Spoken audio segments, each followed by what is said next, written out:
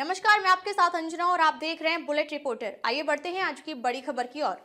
बाबा रामदेव ने महाकालेश्वर मंदिर में की भस्म आरती में हुए शामिल।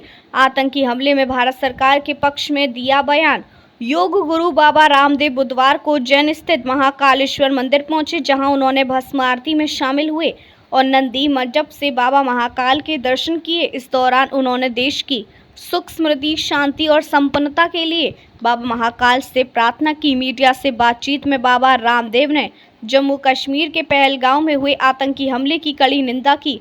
उन्होंने कहा, धर्म पूछकर लोगों को गोली मारना बहुत ही घिनौना कृत्य है। भारत सरकार इसका करारा जवाब देगी। बाबा महाकाल भी ऐसे लोगों के लिए काल बनकर खड़े होंगे और अंततः भारत की विजयी होगी। उन्होंने प्रधानमंत्री नरेंद्र मोदी और केंद्र सरकार के प्रयासों को राष्ट्र धर्म बताते हुए कहा कि सरकार जो कर रही है वह उचित और राष्ट्र हित में है। राजनीतिक दलों द्वारा उठाए जा रहे सवालों पर बाबा रामदेव ने कहा कि जब बात देश की एकता, अखंडता और सुरक्षा की हो तो राजनीति से ऊपर उठकर सोचना चाहिए। उन्होंने कहा कि राजनेता राजनीति करते हैं, लेकिन जब देश की अस्मिता पर प्रश्न खड़ा हो तब राजनीति नहीं होनी चाहिए। समाजवादी पार्टी के नेता अखिलेश यादव के एक बयान को लेकर पूछे गए सवाल पर बाबा रामदेव ने जवाब देते हुए कहा कि देश के 140 करोड़ लोग रहते हैं, कौन किसे वोट देता है ये एक गौर विषय है। सबसे महत्वपूर्ण बात यह है कि राष्ट्रीय स्तर पर हम सभी भारतीय एक हैं और यही भावना हमारे संविधान हमें सिखाता है। बुलेट रिपोर्टर के लिए ब्यूरो रिपोर्ट, उज्जैन, मध्य प्रदेश। अक्षय तृतीया के दिन पहली बार जीवन में ये महाकाल की आरती और दर्शन करके अभिभूत हूँ और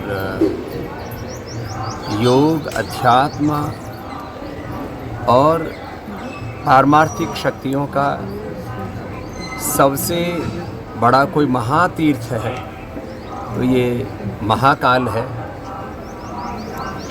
अकाल मृत्यु के योग को टालने वाला और जीवन में सब अष्ट सिद्धि, नवनिधि और सब प्रकार के अतीन्द्रिय शक्तियाँ देने वाला ये महाकाल है।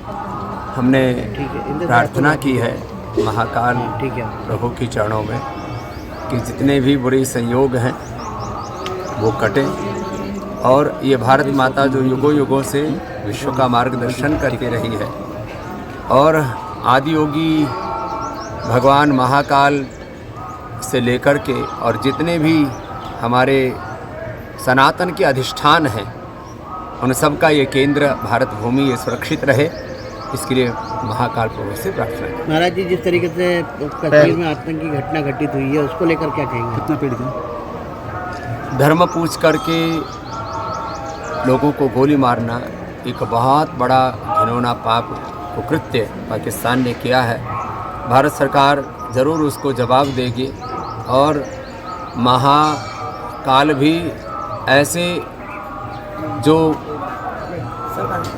राक्षसी वृत्ति के लोग हैं उनका काल बन करके खड़े होंगे और सत्य की विजय। सेना को फ्री एंड कर दिया। हाँ, यही तो शासन का विधान होना चाहिए। परित्राणाय साधूनां विनाशाय च दुष्कृतां धर्म संस्थापनार्थाय संभवामि युगे युगे। यही युग धर्म भी है, यही राष्ट्र धर्म भी है जो भारत सरकार कर रही है, जो मोदी जी कर रहे हैं। महाराज जी, कांग्रेस ने अब मोदी जी का पोस्टर गायब के नाम से कलम करके सर कलम करके गायब करके फोटो उनका वायरल किया है और कांग्रेस लगातार बयानबाजी भी कर रही है। देखिए, जहाँ राष्ट्रीय एकता, अखंडता, संप्रभुता का प्रश्न हो वहाँ किसी प्रकार की राजनीति नहीं होनी चाहिए।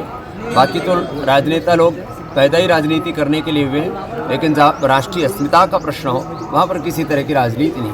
अखिलेश यादव का कहना है कि हमारी पार्टी के लोग नहीं थे तो इसलिए हम उनके यहाँ नहीं गए बैठने, जो मरे आतंकी हमले में। जो यूपी में कुछ शहीद हुए थे इस घटना में, यूपी के जो लोग थे जो शहीद हुए थे उनके यहाँ पे अखिलेश यादव जी नहीं गए। उनका ये कहना है कि हमारी पार्टी से जुड़े हुए लोग नहीं थे इसलिए हम शोक व्यक्त करने लगे। देखिए, इस देश के 140 करोड़ लोग वो भारत के नागरिक हैं।